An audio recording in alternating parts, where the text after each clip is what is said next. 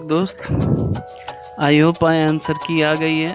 मैंने भी आपको कट ऑफ का लगभग अनुमान दे दिया है, तो आपने अपना आइडिया लगा लिया होगा आपका सिलेक्शन होगा कि नहीं होगा।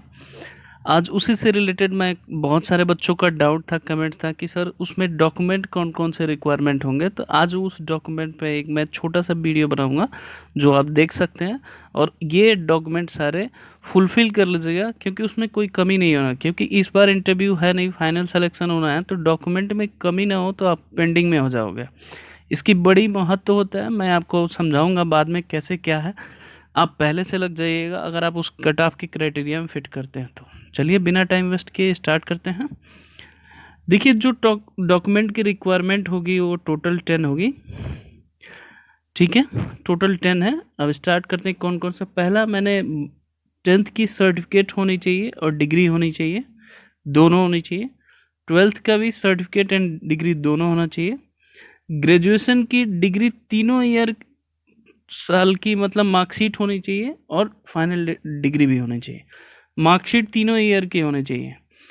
कोई बच्चा फाइनल ईयर का है, सेकेंड ईयर का नहीं है मिसिंग। बहुत बच्चे ने आज कॉल किया था कि कह रहा कि सेकेंड ईयर नहीं। आप डॉक्यूमेंट अभी रिजल्ट आने में टाइम है। अब आप कट ऑफ क्राइटेरिया में आते हैं तो जाके वहाँ पे अगर कोई प्रॉब्लम है, चाहे नाम में चाहे किसी चीज़ में, तो अभी आप वहाँ यूनिवर्सिटी में जाके चेंजेस करा सकते हैं। चौथा जो पॉइंट हमने लिखा है वो बीएड की मार्कशीट एंड डिग्री दोनों होनी चाहिए। पांचवा ऑप्शन मैंने ऑप्शनल लिखा है, जो लोग भरे होंगे पोस्ट ग्रेजुएशन टीजीटी के लिए, वो अपनी मार्कशीट एंड डिग्री, ये कब आपको काम देगा, जैसे मान लीजिए टीजीटी से आप पढ़ाते पढ़ाते एक्सपीरियंस हो जाता है तो पीजीटी में प्रमोशन होता है। आप एक चीज़ समझिए, तो उस समय ये जो डिग्री लगाएंगे तो इसकी वैल्यू ये बढ़ जाती है।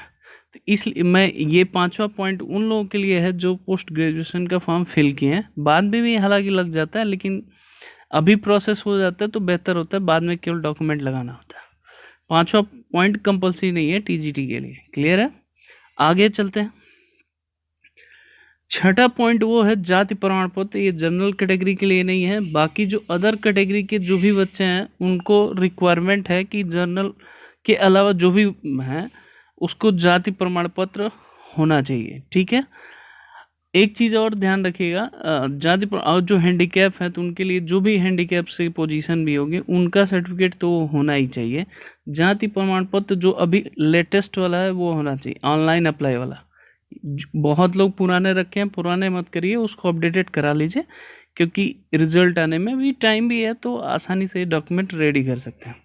जनरल कैटेगरी के लिए उनका जो मैंने कट ऑफ बताया, ईडब्ल्यूएस के जो क्वालिफाई कर रहे हैं उसका सर्टिफिकेट मस्ट होना चाहिए। ये ना कि उसमें एस कर दिए क्वालिफाई हो जाए, तो उस डेट से पहले का होना चाहिए, क्योंकि उसमें फिल भी करना था शायद मेरे हिसाब से। तो आप इस चीज़ की देख लीजिएगा, कोई डॉक्यूमेंट में कमी नहीं होना चाहिए। निवास प्रमाण पत्र जो यूपी के हैं बच्चे वो ज़रूर रेडी कर लें, ऑनलाइन अप्लाई कर लें, नहीं है तो अभी भी अप्लाई कर लें। चरित्र प्रमाण पत्र, कैरेक्टर सर्टिफिकेट उसे बोलते हैं, मैं फिर से बता दूं, जहाँ पे आपने फाइनल क्वालिफिकेशन लिया है, मतलब फाइनल एजुकेशन लिया है। चरित्र प्रमाण पत्र मैं फिर बता देता हूँ, वहाँ पे है जहाँ पे आपने फाइनल, जैसे मान ली लास्ट ग्रेजुएशन आपने किया है या बीएड किया है, तो जहाँ से बीएड किया है उस यूनिवर्सिटी से कैरेक्टर सर्टिफिकेट आप जाके निकला। कॉलेज से किए हैं तो कॉलेज से ले लीजिए, जो भी है मतलब जहाँ से भी है वहाँ से आप कैरेक्टर सर्टिफिकेट ले लेंगे। 10th पॉइंट है फिटनेस सर्टिफिकेट। ये सीएमओ द्वारा होता है। आप कहीं भी सरकारी हॉस्पिटल में जाएंगे तो ये फिटनेस सर्टिफिकेट वहाँ पे मांगते हैं लोग।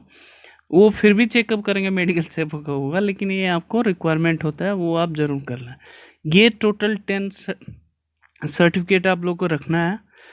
किसी के डॉक्यूमेंट में कुछ भी कमी हो, अगर उस क्राइटेरिया में फिट होते हैं कट ऑफ में, तो अभी से वो लग जाएं, जाके डॉक्यूमेंट अपना वेरिफिकेशन, चाहे जहाँ भी यूनिवर्सिटी से जो भी प्रॉब्लम हो, उनका नाम, बहुत बच्चों ने आज कॉल किया कि पेरेंट्स के नाम में दिक्कत है, इसमें नाम में दिक्कत है, चाहे ये प्रॉब्लम है, वो आप ज़रूर देख सकते हैं, अभी से अप्लाई करके यूनिवर्सिटी में कर सकते हैं। ठीक है बच्चों, ये सारे डॉक्यूमेंट आप रेडी कर लीजिए जो लोग कट ऑफ के क्राइटेरिया में आते हैं। चलते चलते एक शायरी ज़रूर सुनाऊंगा उन बच्चों के लिए जो सिलेक्शन होने वाले हैं, जिनको बहुत बेसब्री से इंतज़ार है, उनके लिए ये शायरी है, और उनके टीचर्स के लिए भी हमारा सैल्यूट है। ये शायरी सुन लीजिए। बुझी शमा भी जल सकती है, तूफान के किश्ती भी निकल सकती है, होके मायूस यूं ना अपने इरादे बदल, तेरी किस्मत कभी भी बदल सकती है।